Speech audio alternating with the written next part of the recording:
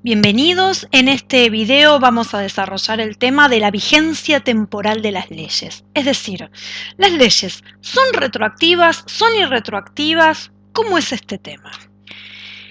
La gran pregunta que nos tenemos que empezar por hacer es, ¿desde cuándo y hasta cuándo son obligatorias las leyes?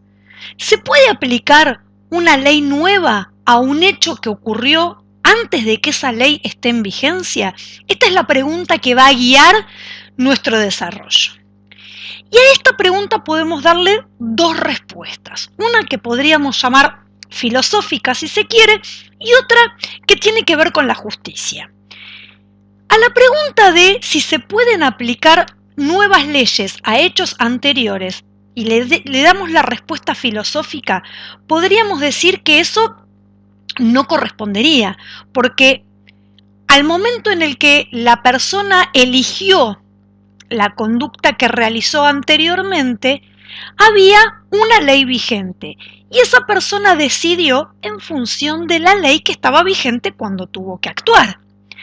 Si la ley aparece después que esa persona realizó un acto, sería altamente ilógico tratar de aplicarle una nueva ley a algo que no existía en el momento que tuvo que decidir.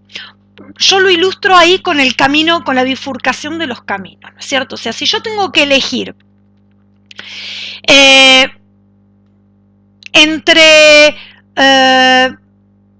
vamos a poner un ejemplo que yo uso siempre para explicar este tipo es un ejemplo bien absurdo, pero para que se entienda la idea de cómo es esto. Supongamos que un día sale una ley que dice que a partir del día de hoy está prohibido para los hombres usar barba y que todos los hombres que tengan barba van a ir a prisión durante 15 días. Entonces, mi amigo Juan, que toda la vida desde que le crece barba usa barba, se encuentra ante la disyuntiva de qué hacer. Ahora que salió la ley, que no se puede usar más barba, él decide, en función de conocer esa ley, afeitarse la barba, porque no quiere ir a prisión durante 15 días. Ahora, ¿podría esa ley aplicarse a Juan diciéndole, sí, bueno, pero vos la semana pasada tenías barba? La semana pasada esa ley no estaba vigente, la prohibición de la barba no estaba vigente. Entonces, ¿cómo podría Juan haber elegido afeitarse la barba si en ese momento no estaba prohibido? Él no estaba haciendo nada malo.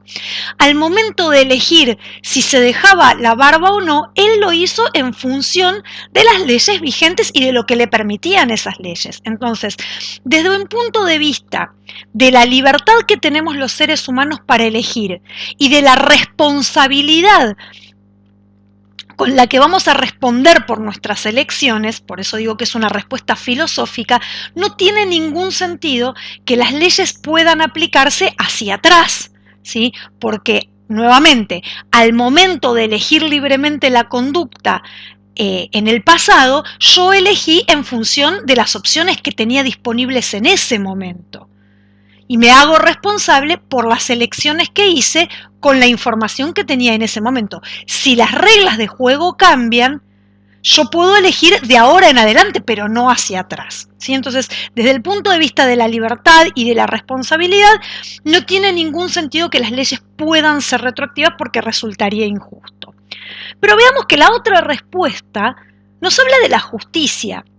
Y esto significa que si la nueva ley es más justa, porque uno supone que las leyes al ir evolucionando y al ir cambiando se van adaptando a los valores vigentes en la sociedad, ¿sí? Antes estaba mal visto el divorcio, entonces el divorcio estaba prohibido, pero hoy en día el divorcio no está mal visto por la sociedad, entonces el divorcio está permitido. Quiere decir que las leyes van adecuando su contenido, van prohibiendo o permitiendo conductas en función de lo que la sociedad considera valioso o disvalioso. Entonces, las nuevas leyes más adecuadas a los valores sociales vigentes ahora se supone que son más justas de acuerdo a lo que la sociedad considera ahora más justo. Entonces, si la nueva ley es más justa, ¿por qué no aplicarla a situaciones anteriores? Si se supone que la solución que está dando esta nueva ley es más justa. Esta Estas serían las dos posibles respuestas. Vamos a ver cuál es el principio general en el derecho argentino y si es que este principio general tiene excepciones. El principio general en el derecho argentino, ya desde ahora lo aclaro, es la irretroactividad, es decir, que las leyes no pueden aplicarse a hechos pasados.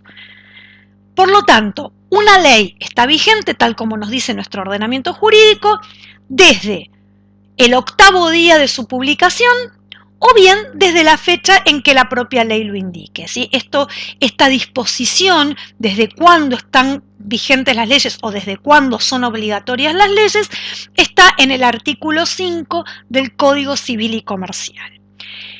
Y esa ley, ya sea desde el 8º día de su publicación en el Boletín Oficial o desde la fecha que la propia ley diga que comienza su vigencia, va a seguir siendo obligatoria hasta que otra ley de la misma jerarquía la derogue, ¿sí?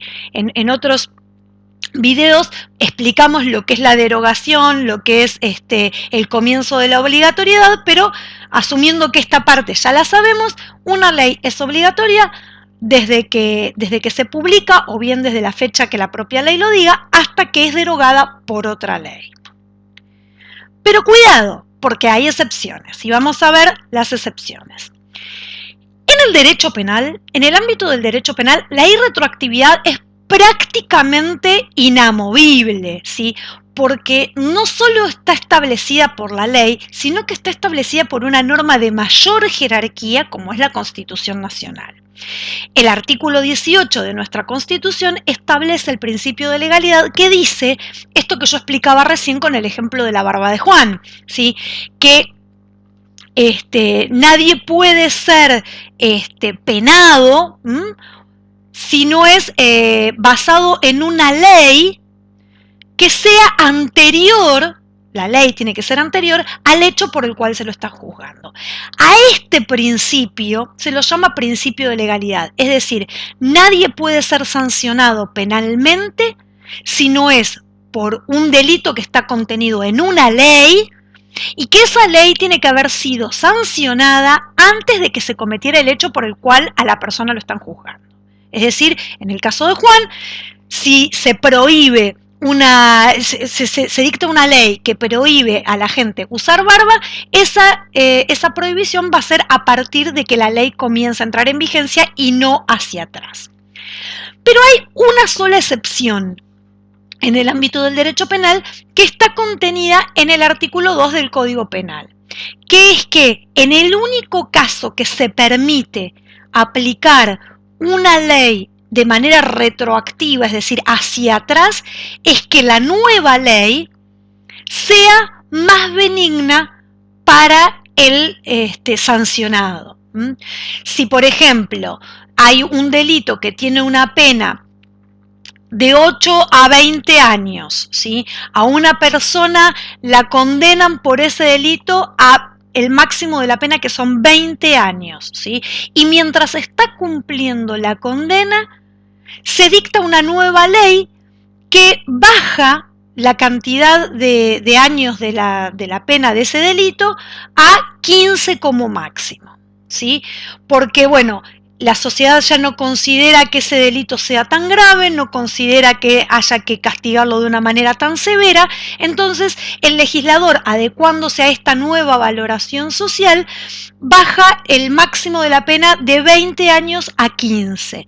Entonces, este señor que estaba cumpliendo su condena, que había sido condenado a 20 años y la está cumpliendo, el máximo de pena que va a cumplir va a ser de 15, por más que él haya cometido su delito y haya sido juzgado y haya sido encarcelado antes de que esta nueva ley comience a estar en vigencia. ¿Por qué? Porque es más benigna, porque lo beneficia o porque de alguna manera aliviana su situación. En cambio, en el derecho civil tenemos la cuestión de la retroactividad o irretroactividad de las leyes en el artículo 7 del Código Civil y Comercial. Este artículo 7 tiene podríamos decir, un problema en el modo en el que está redactado, que sigue, digamos, la redacción del antiguo artículo 3 del Código de Vélez-Sarsfield, que es que están como los párrafos desordenados. Entonces, yo voy a poner acá, para que sea más clara la explicación, un poco el orden en el que debería estar. El principio general, nuevamente, es que las leyes se aplican a futuro, es decir, desde que se sancionan hacia adelante y nunca hacia atrás, sin importar si las leyes son o no son de orden público. Ese es entonces el principio general en materia civil y comercial, o en materia de derecho privado. Pero el propio artículo establece una excepción, que es que el legislador sí puede crear leyes que vayan a aplicarse con efecto retroactivo, pero debe indicarlo, es decir, el legislador al sancionar la ley debe indicar en su redacción que esa ley va a ser de efecto retroactivo. Entonces, ¿cómo puede ser que si el principio general es la irretroactividad, los legisladores puedan crear leyes retroactivas? La irretroactividad, el principio de irretroactividad como principio general, es para los jueces. Es decir, los jueces no pueden aplicar una ley en materia civil de manera retroactiva, es decir, no pueden aplicarla a hechos que ya sucedieron. Pero si el legislador, cuando va a sancionar la ley, considera que es útil y que es necesario que esa nueva ley se aplique a hechos anteriores, debe indicarlo expresamente. Siempre es excepcional, digo, no es que los legisladores están creando leyes retroactivas todo el tiempo, sino que es muy excepcional.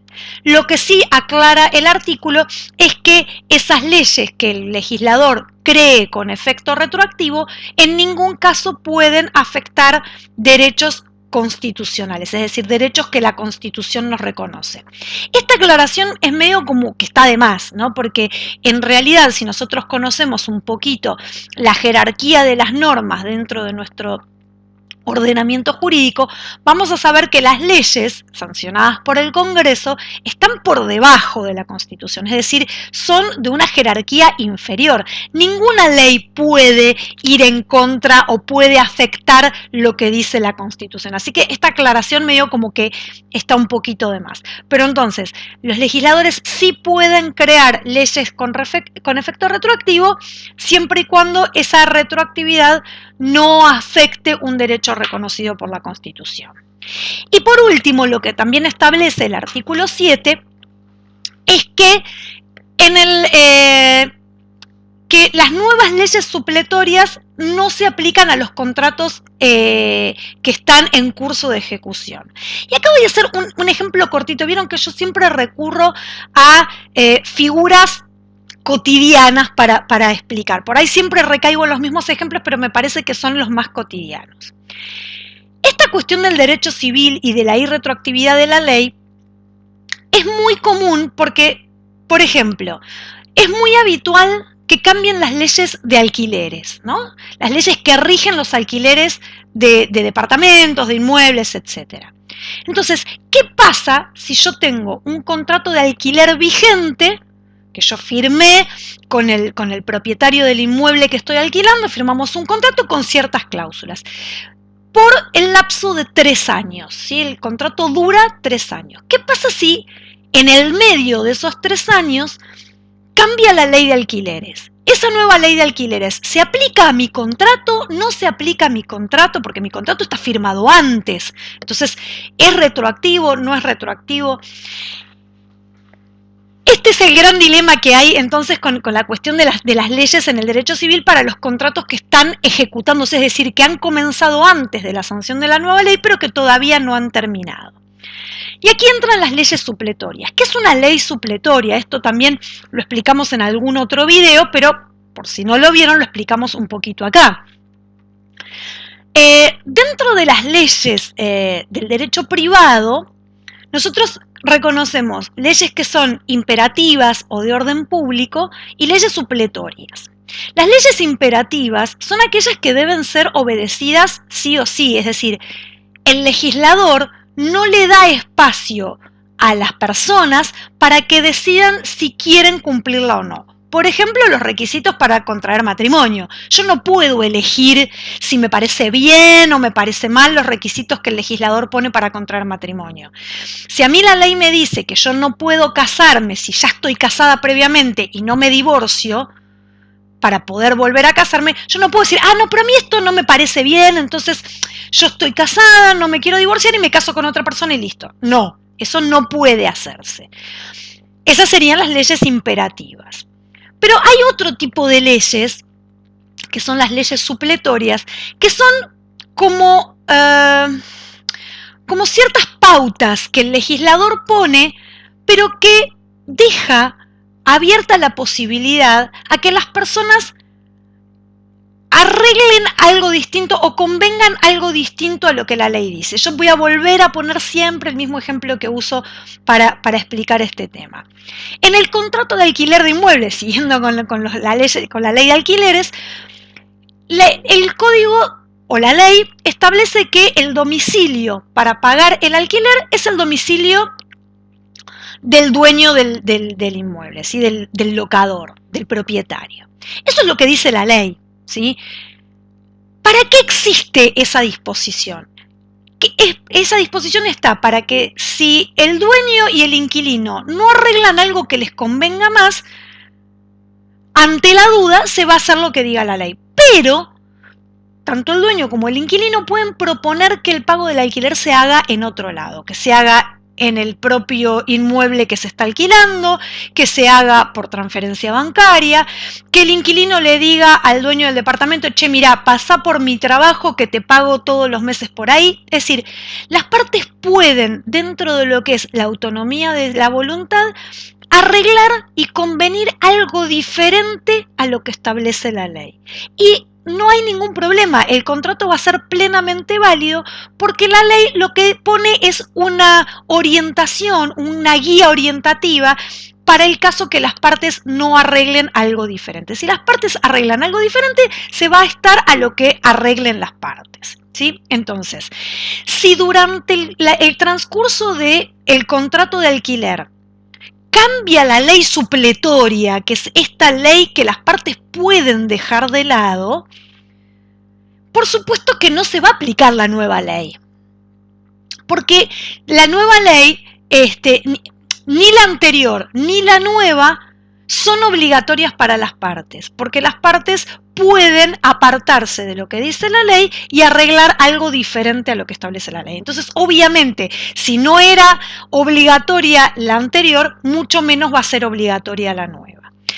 Y la excepción a esta nueva ley supletoria que agrega el nuevo Código Civil y Comercial es que, salvo que la nueva ley supletoria se refiera a los derechos del consumidor. En ese caso sí pueden aplicarse retroactivamente o a contratos en curso de ejecución. Bueno, esto es un poquito el panorama sobre la cuestión de la vigencia temporal de las leyes. ¿Cuándo son obligatorias? ¿Hasta cuándo son obligatorias? ¿Pueden aplicarse hacia atrás? ¿No pueden aplicarse hacia atrás?